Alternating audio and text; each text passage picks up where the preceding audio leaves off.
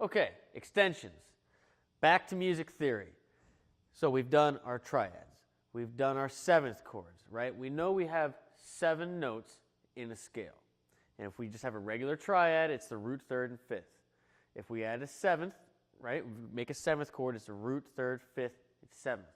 Well, what if we add a chord tone in there that isn't a root, third, fifth, or seventh? So what's left? We have our second, fourth, and sixth degrees. So when we add these chord tones onto a triad, we literally use those exact names. We use second, fourth, or sixth, with one exception. If you are adding them on top, meaning after a seventh chord, if you're playing just a seventh, if you're playing a 7, like say you have a C7, right, and you want to add a fourth somewhere, you want to add an F in there, that will be C11 or C add 11. I know that's confusing for some people, but when you have the presence of a 7, when you add the second, fourth, and sixth, you keep going up. So it's like 1, 2, 3, 4, 5, 6, 7, 8 would be your root again. So 9 would be your second, right? 11 would be your fourth, and 13 will be your sixth.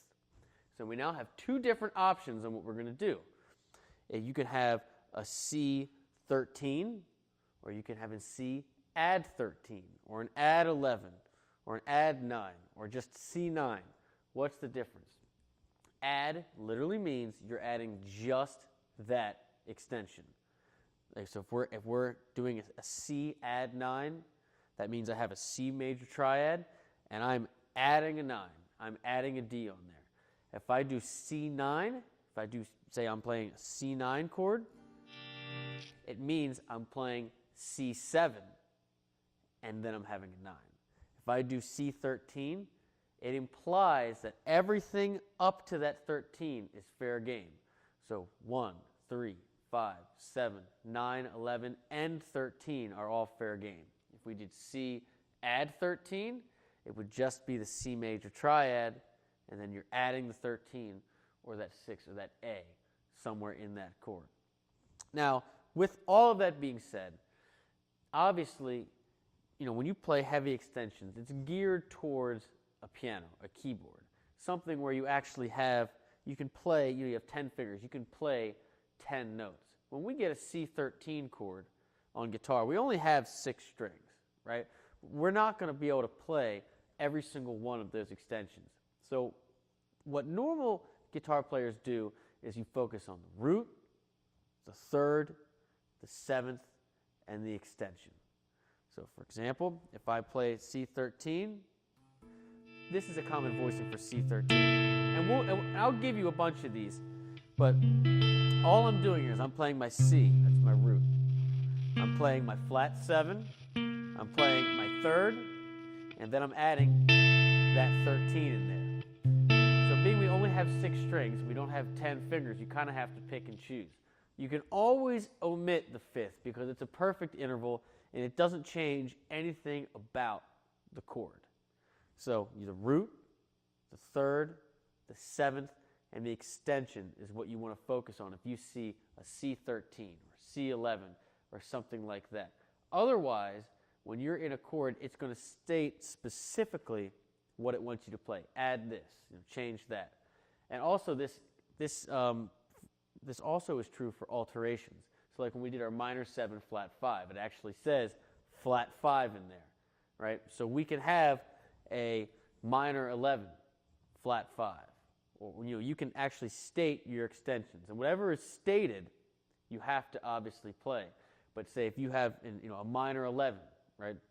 You know that it's going to be a minor triad, but since it just says 11, it's also going to imply it's a 7th triad. So you want to immediately focus on your root, your minor third, your flat 7, and your extension, your 11. So again, whether if it just says the root name and the number, it means it's dominant up, and then it adds whatever up to that extension is. If it actually says major and then a number, it means it's major 7 and then up to whatever that extension is. If it says add, it means just the triad, and then you add only that extension. If it says minor, like minor 11 or something like that, it means it's a minor 7 chord with that extension. Then any other alterations like flats or sharps, they will be listed right there in the chord. If you make them, you just call them out, and you have to focus on whatever's there.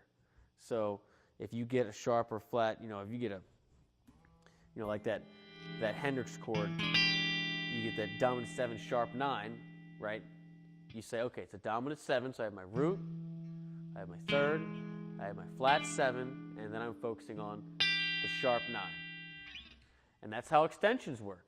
Okay, so extensions. Read the text, go over the diagrams. There's no video for this lesson, but really try to wrap your head around these extensions, and get used to the idea that, you just the nomenclature, the way that it's written, you can imply that it's dominant, or you can just add in that an extension. Figure out some cool chords of your own and figure out how you would name them. What are they called? If I have these 4 notes, what is that called? If I'm playing these 5 notes, what is that note called? So figure out some cool sounds and just kind of enjoy extensions. And in further lessons, I'm going to show you some very common extended chords and playing examples that we're going to go through. But for right now, just get used to how we call extensions, how you write them, how you read them, and just understand what notes are implied and what notes you have to specifically state for extensions.